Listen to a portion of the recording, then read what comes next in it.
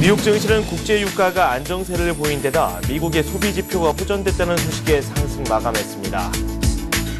유럽 증시도 올랐습니다. 폭스바겐 등 기업 실적 호조에 따른 경기 회복 기대감이 작용한 것으로 풀이됩니다.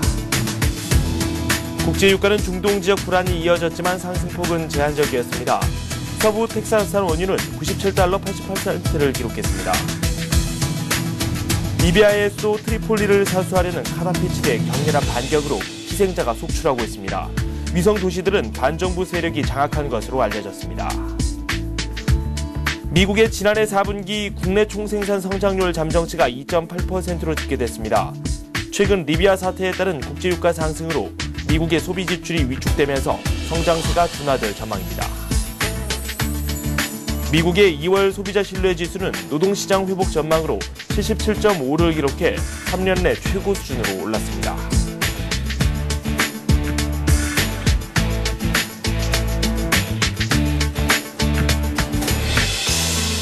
여러분 안녕하십니까? 굿모닝 센 증시의 김종성입니다. 유럽 증시가 또 상승세를 걸었습니다. 미국 증시 역시 상승을 했는데요. 리비아 사태가 더 격화되고 있지만 국제유가는 점차 안정세를 찾아가는 모습입니다. 리비아 반정부 세력이 위성도시들을 하나둘 점거하고 있습니다. 트리폴리 사수에 나선 카다피 측 지금 격렬한 싸움이 계속해서 이어지고 있는데요. 희생자가 속출하고 있습니다. 뉴욕 증시를 비롯해서 유럽 증시까지 자세한 소식 종합해 보도록 하겠습니다. 리딩투자증권 남서국 연구원 연결해 보도록 하겠습니다. 안녕하세요. 예, 안녕하세요. 네, 먼저 미국 증시 3대 지수 마감 소식부터 정리를 해보도록 하겠습니다. 경제지표 내용도 괜찮았고요. 국제유가도 좀 악재로 작용하다가 그래도 시장에서 영향력을 점차 약화시키는 그런 모습이 나왔어요. 3대 지수 마감 소식 한번 정리해볼까요? 예, 다우지수는 0.51% 뛴 12,130.45포인트를 그리고 S&P 500 지수 같은 경우에는 전일 대비해서 1.06% 오른 1,319.88포인트를 기록했습니다. 그리고 나스닥 지수 같은 경우에는 1.58% 상승한 2,781.05포인트를 나타냈습니다. 개장 직후 발표된 2월 미시간대 소비자 심리지수 확정치가 호조를 보이면서 투자 심리가 호전된 것으로 풀이되고 있습니다.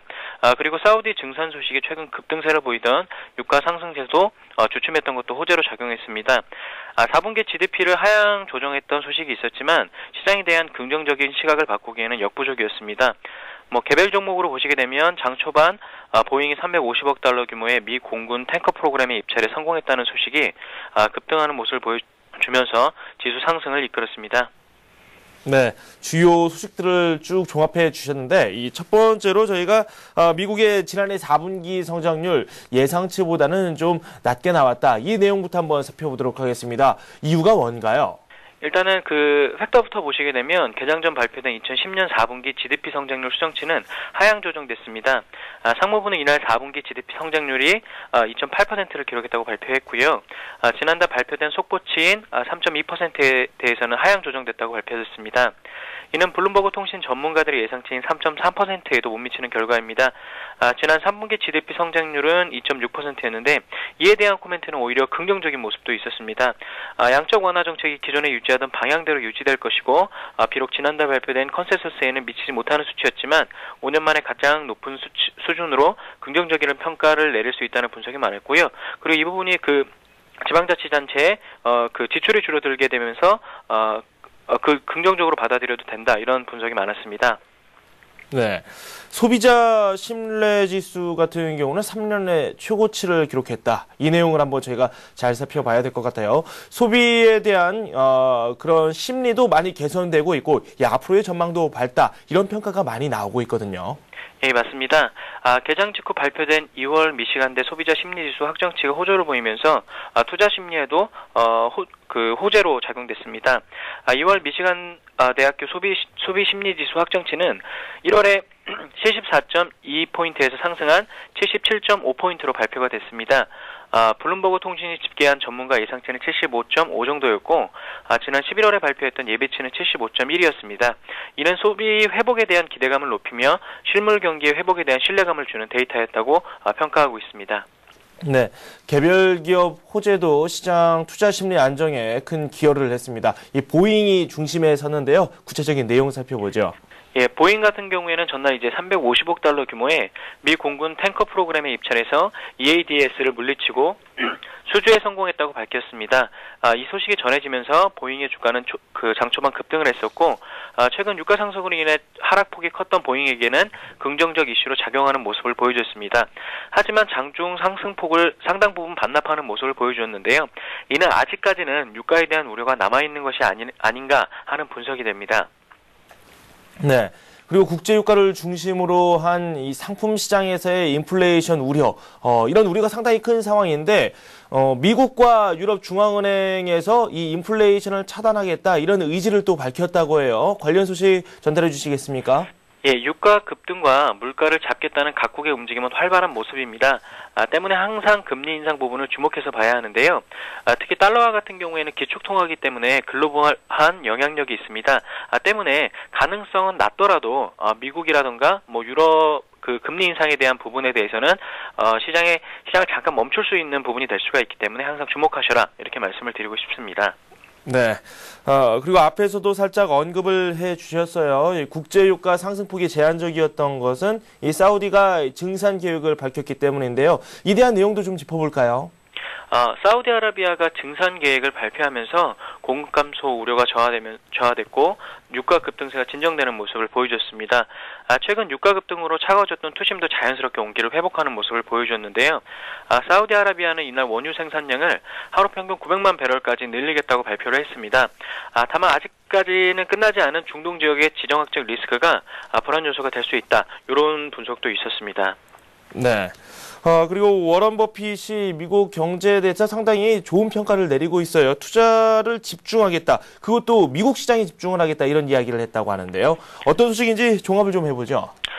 버크셔 해서웨이 회장 겸 최고 경영자인 워렌 버핏이 최근 연례 보고서에서 주주들에게 우리는 준비가 됐고 코끼리 사냥총도 장전됐고 방아쇠를 당길 손가락이 근질거린다라는 재미있는 코멘트를 보내줬는데요. 요거는 이제 올해 알짜 기업들에 대한 M&A가 활발해질 것임을 시사를 한 것이라고 볼 수가 있겠습니다. 그가 언급한 코끼리 사냥촉의 실타는 지난해 말 기준으로 해서 380억 달러, 우리나라 돈으로 한 43조 정도 되는 현금인데요. 요거는 이제 버핏뿐만 아니라 다른 기업에서도 지금 M&A에 관련된 준비를 많이 하고 있다, 이런 분석이 나오고 있습니다. 이것은 시장에 유동성이 충분히 있다는 것을 반증하는 자료라고 볼 수가 있겠고요. 이 부분도 시장에 대해서는 상당히 긍정적인 부분이다라고 말씀드릴 수가 있겠습니다. 네. 유럽 증시 주요 소식도 종합해 보도록 하겠습니다. 일단 상승세가 나왔습니다.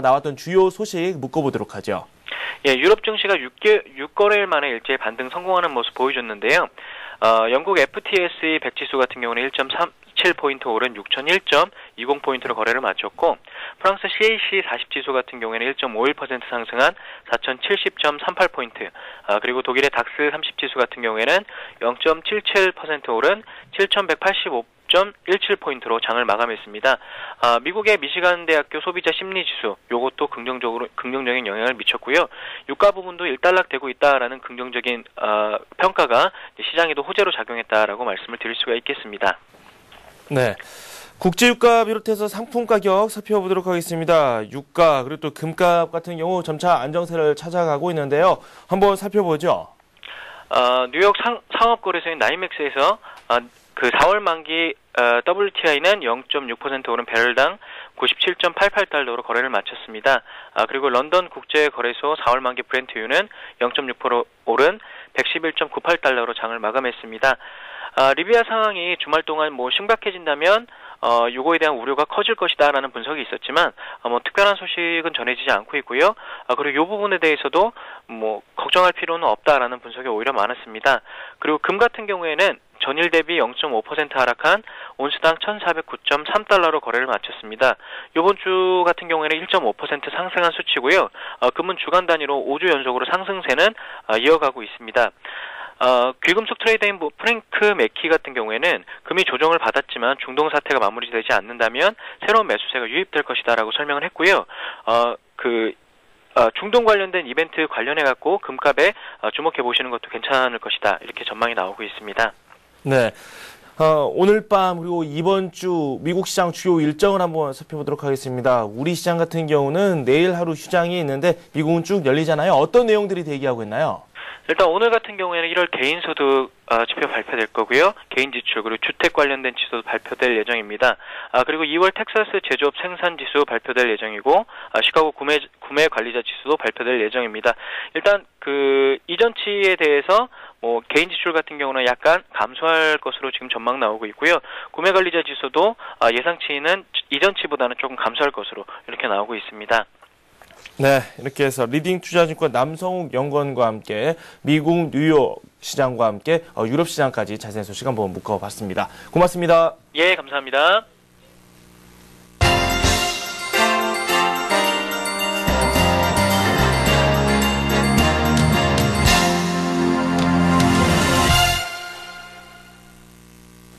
안녕하세요. 글로벌투데이 박미라입니다. 이번 한 주도 보다 발빠르고 생동감 넘치는 지구촌 소식들 전해드리겠습니다.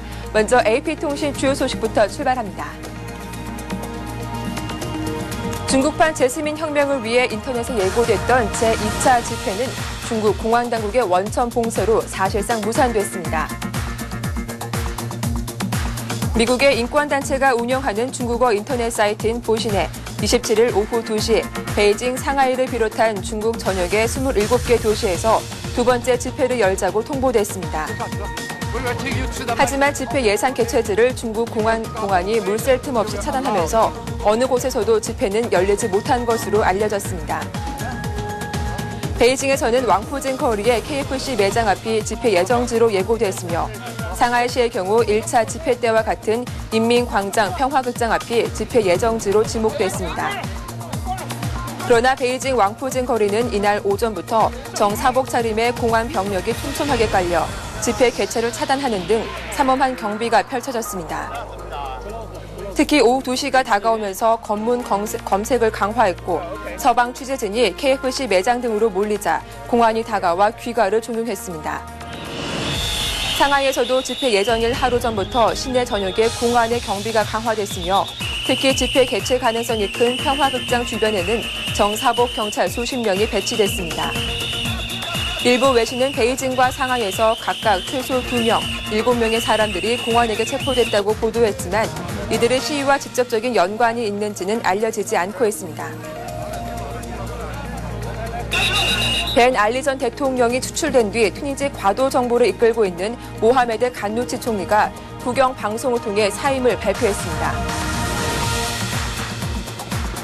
간누치 총리는 사우디아라비아로 도주한 벤 알리 전 대통령의 측근으로 최근 반정부 시위대로부터 사임 압박을 받아왔습니다.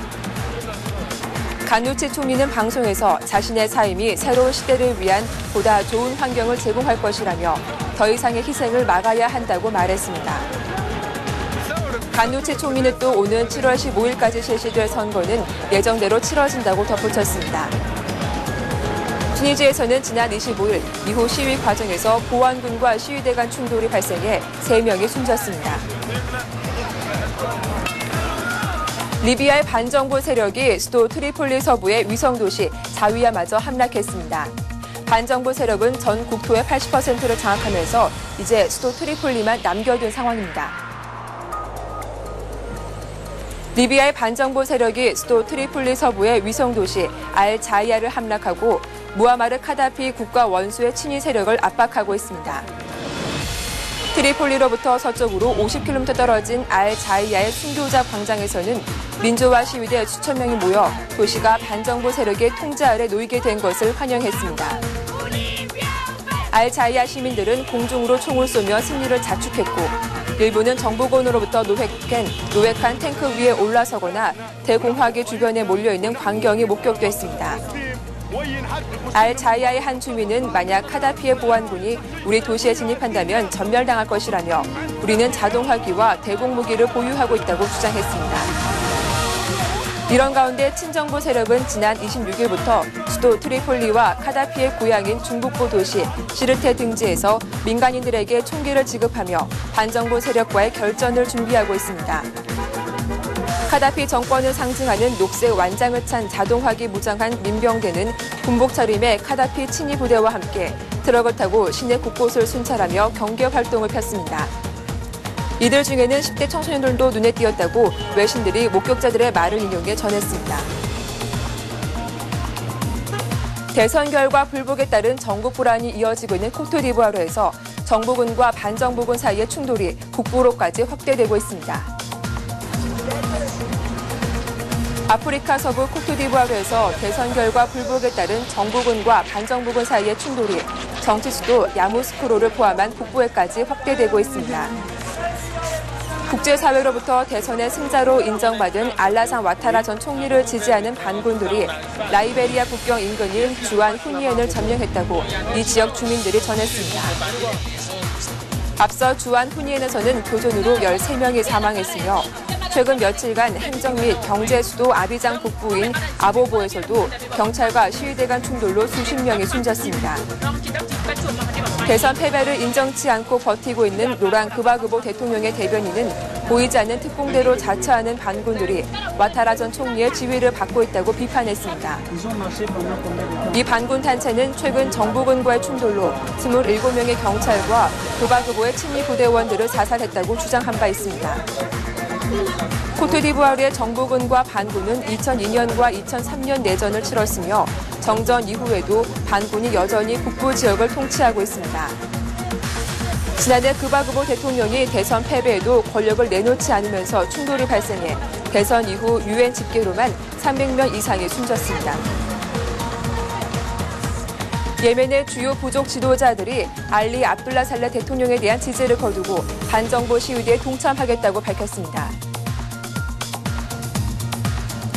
예멘에서 가장 영향력 있는 2개 부족의 지도자들이 반정부 시위대로부터 퇴진 압력을 받고 있는 살레 대통령에 대한 지지를 처리하고 반정부 시위대에 참여하겠다고 선언했습니다. 한 부족 관계 소식통은 하시드 부족과 바킬 부족 지도자들을 포함한 예멘의 주요 부족 지도자들이 수도 사나이 북부에 모여 반정부 시위대에 동참할 것을 약속했다고 전했습니다. 이 소식통은 하시드 부족장인 셰이크 후세인 압둘라 알 아마르가 평화적 시위를 탄압한 데 대한 항의 표시로 집권당인 국민의회당 측에서 사임키로 발표했다고 말했습니다.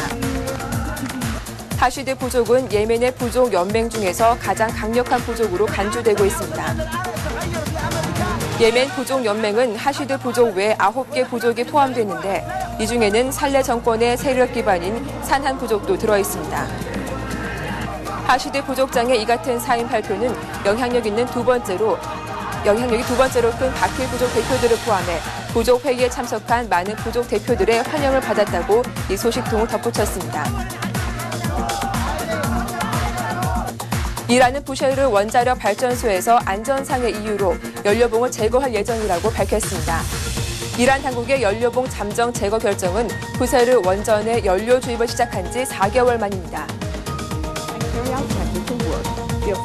이란이 첫 원자력 발전소 부셰르 원전에서 안전상의 이유로 연료봉을 제거할 것이라고 국제원자력기구 주재 이란 대사가 밝혔습니다. 보도에 따르면 이란 당국의 이번 결정은 부셰르 원전의 기술과 연료를 지원한 러시아 측이 연료 제거를 요구한 데 따른 것입니다. 연료봉 잠정 제거 결정은 지난해 10월 이란이 부셰르 원전에 연료 주입을 시작한 지 4개월 만입니다. 앞서 지난 25일 IAEA는 이란이 부셰르 원전의 연료봉을 제거할 것이라고 통보해왔으며 IAEA가 이에 합의했다고 밝혔습니다. 당국이 구체적인 원인을 밝히지 않은 채 연료 제거 계획을 밝히자 지난해 발생한 컴퓨터 원바이러스 스톡스넷 감염이 원전 시스템에 큰 타격을 입혔을 가능성이 제기되고 있습니다. 그러나 이란 당국은 연료봉 제거와 스톡스넷 감염은 무관하다고 주장했습니다. 지난해 부셰르 원전 시스템이 스톡스넷에 감염됐다는 보도에 대해 이란 당국은 컴퓨터 몇 대에서만 바이러스가 발견됐을 뿐이라며 시스템 감염 사실을 줄곧 부인하고 있습니다. 이라크 최대 정유 공장이 무장 세력의 폭탄 공격으로 가동이 완전히 멈췄습니다. 이라크 최대 정유 공장이 무장 세력들의 폭탄 공격을 받아 가동이 완전히 중단됐다고 이라크 북부 살라후딘주의 주지사가 밝혔습니다. 아메드 알 주보리 주지사는 무장 세력들이 바그다드 북쪽 바이즈의 정유 공장을 공격해 4명을 살해하고 생산 부문에 폭탄 공격을 감행해 화재가 발생했다고 전했습니다. 주보리 주지사는 정유 공장에 대형 화재가 났으며 이 공장은 가동이 완전히 중단됐다고 말했습니다. 이번 화재로 인해 공장 부분 가동에 적어도 일주일 이상 걸릴 것으로 알려졌습니다. 바이지 정유 공장은 오랫동안 알카에다 무장 세력이 관리해왔으며 그들의 자금줄로 이용돼 왔습니다. 이 공장은 하루 1,100만 리터의 가솔린과 700만 리터의 벤젠, 450만 리터의 등유를 생산하고 있습니다. 아프가니스탄에서도 폭발 사고가 발생해 10명의 사망자가 발생했습니다. 아프가니스탄 남부 칸다하르주의 한 마을에서 투견이 진행되는 동안 두 발의 폭발이 터졌습니다. 이로 인해 8명의 민간인과 경찰 2명 등 모두 10명이 숨졌다고 아프간 당국이 밝혔습니다. 아프간 당국은 또 이번 사건으로 민간인 12명과 경찰 5명이 부상당했다고 덧붙였습니다. 이번 사건은 최근 탈레반이 칸다하르주 등에서 경찰서에 대한 자살 폭탄 테러나 로켓포 공격 등이 집중되는 상황에서 발생했습니다. 아프간의 인기 소일거리인 이날 투견 행사에는 많은 사람들이 모여들었으며 폭발물은 사전에 미리 행사장에 매설돼 있었다고 당국은 설명했습니다. 미국의 자존심 디스커버리호가 마지막 우주 여행을 떠났습니다. 11일간의 임무를 마치고 지구로 돌아오면 박물관에 전시될 예정입니다. 마지막 임무 수행에 나선 미국의 우주 왕복선 디스커버리호가 26일 지구 궤도 위에 국제 우주 정거장에 도킹했습니다. 정거장 사령관인 스콧 켈리는 왜 이렇게 늦었는가라며 6명의 디스커버리 승무원을 반겼습니다. 디스커버리호는 당초 지난해 11월 발사가 예정됐습니다. 그러나 우주선 외부에 달린 액체 산소 탱크와 액체 수소 탱크를 분리하는 알루미늄 판에 2개의 균열이 있는 것이 발견돼 발사가 연기됐습니다. 수리 후 디스커버리호는 지난 24일 플로리다주 케이프 캐네버넬의 케네디 우주센터에서 마침내 발사됐습니다. 11일간의 여정에 오른 디스커버리호는 ISS에 도착한 뒤 휴머로이드 로봇 R2와 각종 부품 및 새로운 장비들을 하역하고 우주 유영 등 임무를 수행하게 됩니다. 디스커버리호는 현재 미 항공우주국이 보유하고 있는 세대 우주 왕복선 가운데 가장 먼저 제작된 것입니다. 애틀란티스와 에덴버호 등 다른 2대 왕복선도 올해 안에 임무를 모두 끝내면 디스커버리호와 함께 박물관에 전시될 예정입니다.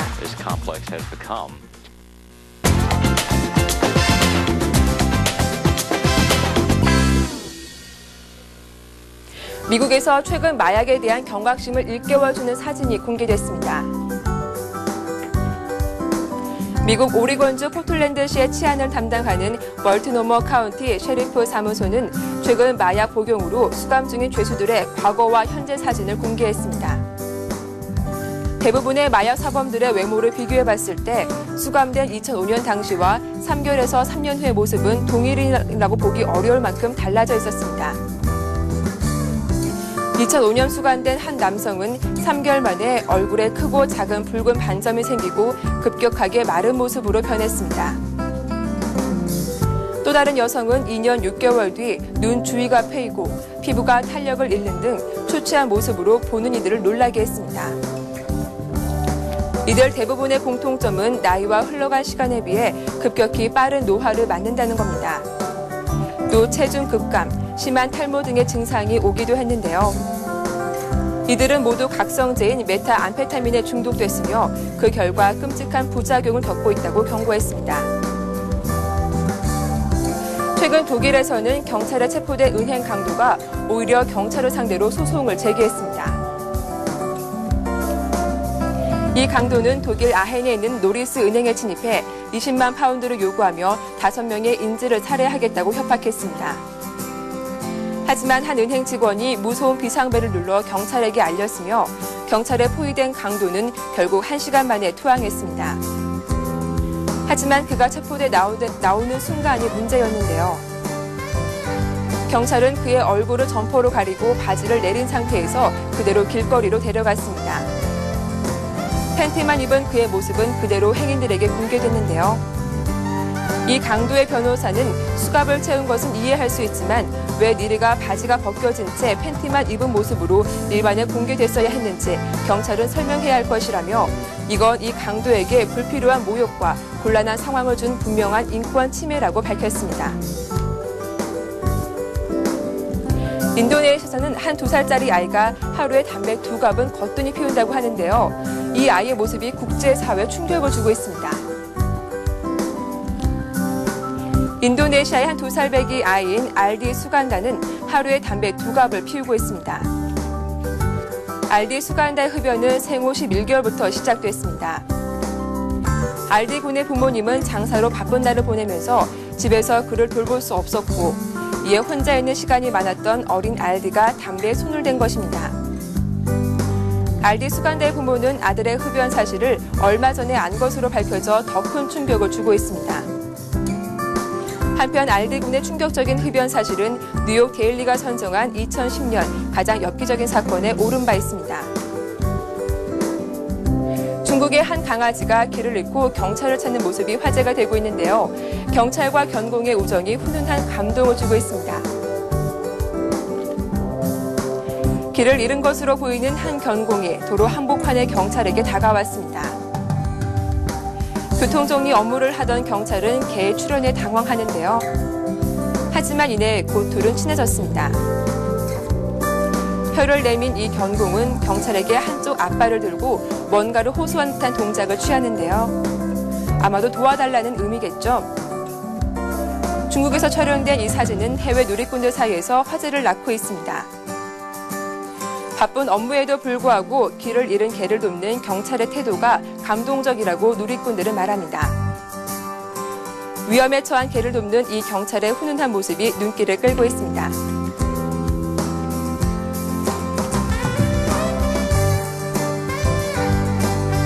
최근 중국의 한 방송국에서 여성 기자들의 방송사고 영상을 공개 화제가 되고 있습니다. 함께 만나보시죠.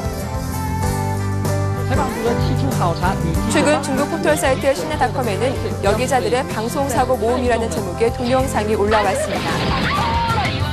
약 1분 38초 분량의 영상에는 여기자들이 취재 중 겪은 황당하고 귀여운 방송사고를 모아놨는데요. 영상의 처음에는 학생들 앞에서 소화기 사용법을 설명하는 한 여성 기자가 등장합니다.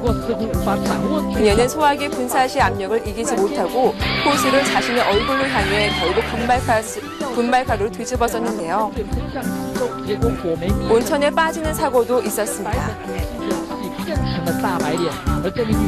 노래를 부르던 합창단 옆으로 걸어가며 멘트를 하던 기자는 한 합창단원의 손짓에 밀려 온천에 빠지고 맙니다. 이 같은 영상을 접한 누리꾼들은 도도하게만 보였던 여기자들의 실수가 재밌다. 여기자도 사람이니 황당한 사고를 겪는 게 당연하다는 반응을 보였습니다.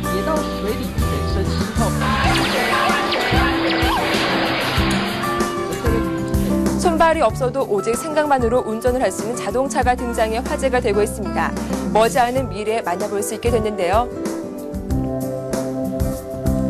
독일 베를린 자유대학의 인공지능 연구실 산하 오토노머스 팀은 염력만으로 운전할 수 있는 자동차를 개발했습니다. 운전자는 비디오 게임용 헤드셋을 개조한 특수 헤드셋만 쓰면 됩니다. 헤드셋에 부착된 여러 센서는 자동차의 전자기기와 무선으로 연결되어 있는데요. 특수 헤드셋에 부착된 16개 센서는 운전자의 뇌의 전자기 신호를 감지합니다. 이렇게 감지된 신호를 컴퓨터가 해석해 운전자의 생각대로 움직이는 원리를 갖고 있습니다. 자동차에는 비디오 카메라, 레이더, 레이저 센서가 장착돼 있어 주변 상황이 3차원으로 구현됩니다. 연구진은 아이패드와 안구 추적 기기를 시험해 본 뒤 염력 운전 기술을 개발하게 됐는데요. 하지만 아직은 실험 단계로 도로를 직접 달릴 수 있는 상황은 아니라고 밝혔습니다. 오늘 글로벌 투데이에서 준비한 소식은 여기까지입니다. 보다 생동감 넘친 소식으로 내일 다시 인사드리겠습니다. 고맙습니다.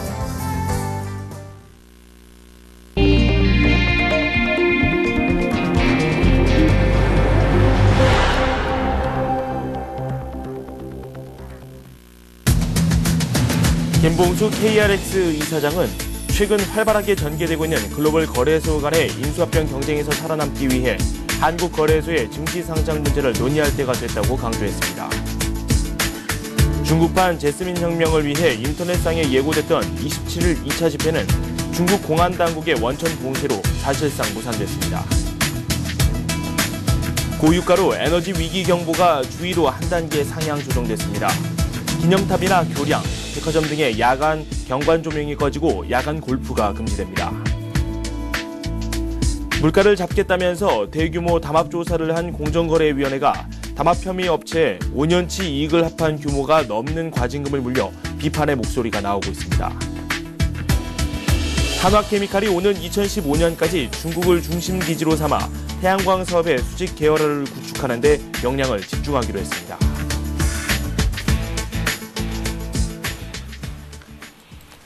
네, 서울경제신문 이종배 기자와 함께하도록 하겠습니다. 어서 오세요. 네, 안녕하십니까.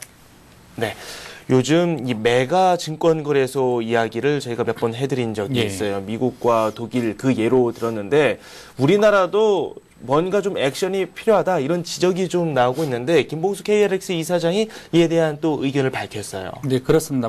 그 증권거래소의 거대화의 전제 조건이요. 그 거래소 증시 상장입니다. 네네. 사실 이 거래소 증시 상장 문제는 여러 해 동안 이슈가 되었지만요.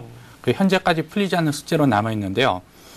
김봉수 한국거래소 이사장이 그 기자간담회를 갖고 그 거래소 상장 문제를 직접 언급해서 주목을 끌고 있습니다. 네. 김 이사장은 간담회에서요. 최근 활발하게 전개되고 있는 글로벌 거래소 간 인수합병 경쟁에서 살아남기 위해서는 그 한국거래소의 그 증시 상장 문제를 논의할 때가 됐다 이렇게 밝혔고요. 아울러 그 복수거래소 등에 대해서도 반대할 생각이 없다 이런 입장을 밝혔습니다. 최근 뉴욕 증권 거래소하고 독일 증권 거래소가 합병하는 등 그 증권 거래소 간의 어떤 합병이 본격화되고 있고요. 김 이사장의 발언은 이 같은 글로벌 조류에서 살아남으려면은 그 한국거래소 역시 상장을 해야 된다. 이런 위기감이 깔린 것 같은데요. 네네. 그 핵심은 그 증시 상장을 가장 가로막는 걸림돌이 공공기관 족쇄라는 점입니다.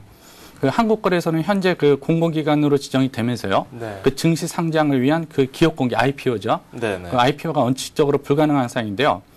결국 그 거래소 상장을 위해서는 그 정부가 한국거래소를 공공기관에서 제외를 해야 되는 게 먼저 급선무인데요. 네. 이에 대해서 정부가 어떤 판단을 내릴지 좀 관심이 모아지고 있고요. 네. 사실 그 정부의 한편에서는 그 증권거래소를 공공기관에서 제외하는 것이 너무 이르다. 네. 이런 회의적인 시각도 있는 것도 사실입니다. 네.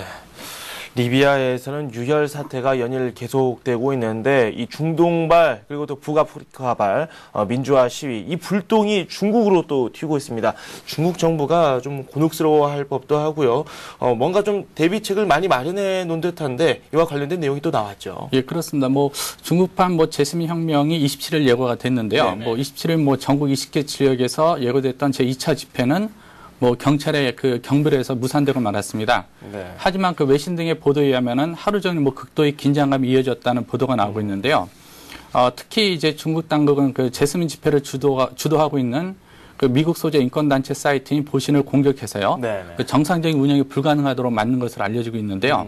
하지만 27일 내내 시위가 산발적으로 이루어지면서 중국 당국이 긴장을 했는데요. 중국 정부도 잔뜩 긴장하고 있는 모습입니다. 그 원자바오 총리가 이례적으로 그 네티즌과의 대화에 나섰거든요. 네. 그 네티즌과 대화에 나서면서 그 유화 제스처를 펴기 시작했고요. 네. 또 외신 기자들에 대해서도 그 집중적인 좀 단속에 나서고 있는 상황인데요. 네. 사실 그 중국은 현재 그 세계 2위 국가로 부상했지만요. 그 내부 인종 문제 그리고 또 그 계급 간 소득 불균형으로 인해 가지고 그 내부 불안 요소는 더 커지고 있는 상황인데요. 그 이제 세계 관심은 이제 그 중동 아프리카 민주화 바람이 중국에 어떤 영향을 미칠지 모아지고 있습니다. 네.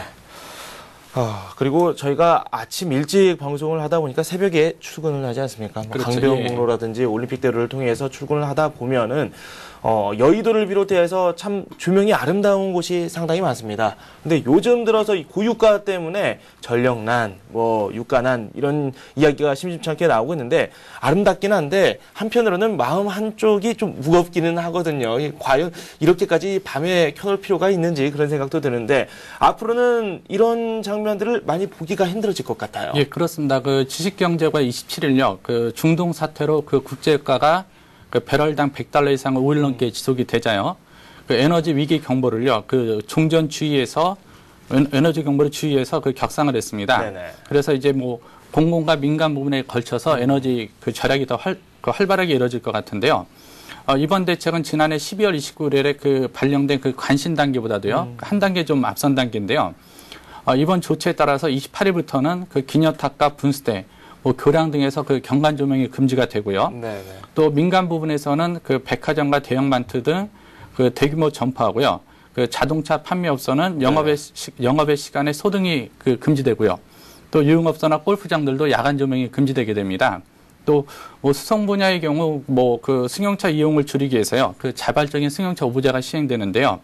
뭐 이렇게 여러 가지 조치가 되고 있는데 유가 안정이 이루어지지 않을 경우에는요. 정부는 이제 그 위기 경보를 더욱 격상한다는 계획입니다. 네.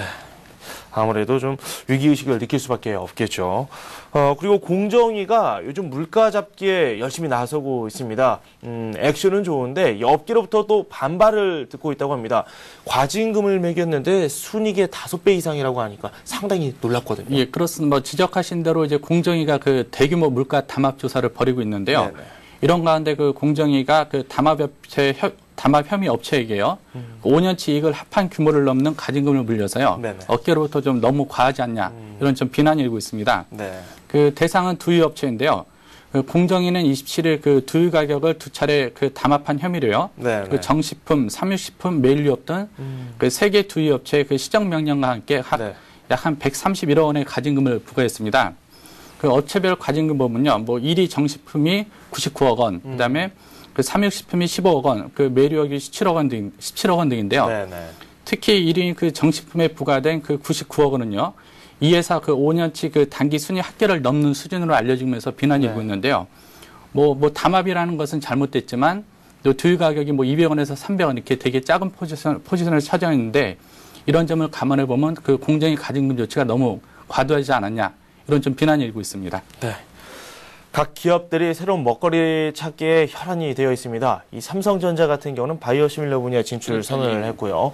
이번에 한화가 또 구체적인 액션에 나섰습니다. 태양광 산업에서 본인들의 위치를 더 견고히 하겠다 이런 뜻으로 풀이가 가능하죠. 예, 그렇습니다. 그 현재 국내 1위 태양광 업체는 현대중공업인데요. 네네. 하지만 그 하나케미칼이 지난해 이제 세계 4위 규모인 그 중국 업체를 인수하면서요. 그 단번에 이제 글로벌 태양광 업체로 부상을 했는데요. 네네. 홍기정 그 하나케미칼 사장이 그 중국 현지에서 기자간담회를 갖고요. 그 태양광 사업의 그 장기 비전을 밝혔습니다. 네네. 그 홍 사장이 밝힌 비전을 보면요. 그 태양광 사업이 안착하기 위해서는 뭐 수직 계열화가 필수적이라고 말했고요. 네. 수직 계열화 작업을 오는 2015년까지 그 중국을 기조로 삼아서 네. 그 중점적으로 추진하겠다 이런 발언을 했습니다. 아울러 그 폴리실리콘 사업 진출도 적극 검토하겠다 이런 발언을 했는데요. 네네. 사실 그 하나케미칼의 경우 그 하나그룹의 신사업을 추진 중에 있습니다. 하나그룹의 신사업이 태양광하고 바이오시밀러 2개인데요. 네. 그 하나케미칼이 태양광하고 바이오시밀러로 2개를 다 맡고 있는데요. 한마디로 그 하나그룹의 신사업은 그 하나케미칼의 행보가 네. 어떠냐에 따라서 달라졌다고 볼 수 있는데요. 이렇다 보니까 그 하나케미칼 행보가 주목되고 있습니다. 네. 그리고 토지 표준지 공시지가 결과가 나왔는데요. 내용을 좀 살펴보도록 하겠습니다. 예, 그렇습니다. 그 개별 공시지가하고 그 토지보상비 산정 기준이 되는 그 표준지 공시지가가요. 네네. 그 전국 평균 1.98% 그 소폭 오르는데 그쳤는데요. 네. 뭐 이에 따라서 뭐 지난해보다 상승폭이 많이 낮아진 건데요. 그 세금 부담은 크게 늘지 않을 것으로 보이고 있습니다. 네. 그 세부적으로 보면은 그 올해 표준지 공시지가는 전국 평균이 1.98% 상승을 했고요. 네. 그 수도권은 1.86 올랐고요. 그 지역별로 보면은 경남이 2.98%, 또 강원이 2.71%로 상대적으로 많이 오른 게 특징입니다. 내일은 3월 1일 또 공휴일입니다. 하지만 이번 주 지금 준비되어 있는 경제 지표는 상당히 많거든요. 내용을 하나하나 좀 살펴보죠. 이번 주는 그 물가 동향을 살펴볼 수 있는 그 2월 소비자 물가 지수가 발표되고요. 네네. 또 경기 흐름과 동향을 한눈에 살펴볼 수 있는 그 산업활동 동향도 공개가 됩니다. 우선 그 28일에는요, 그 기획재정부에서 구제형 및 그 국제 원자재 가격 대응 방안을 발표하는데요. 네네. 이번 방안에는 그 분유, 돼지고기, 알루미늄 등한 그 관세 인하 계획이 당길 것으로 알려지고 있고요. 네. 그 같은 날 28일에는 그 금융감독원에서 그 지난해 신용카드사 영업실적을 공개합니다.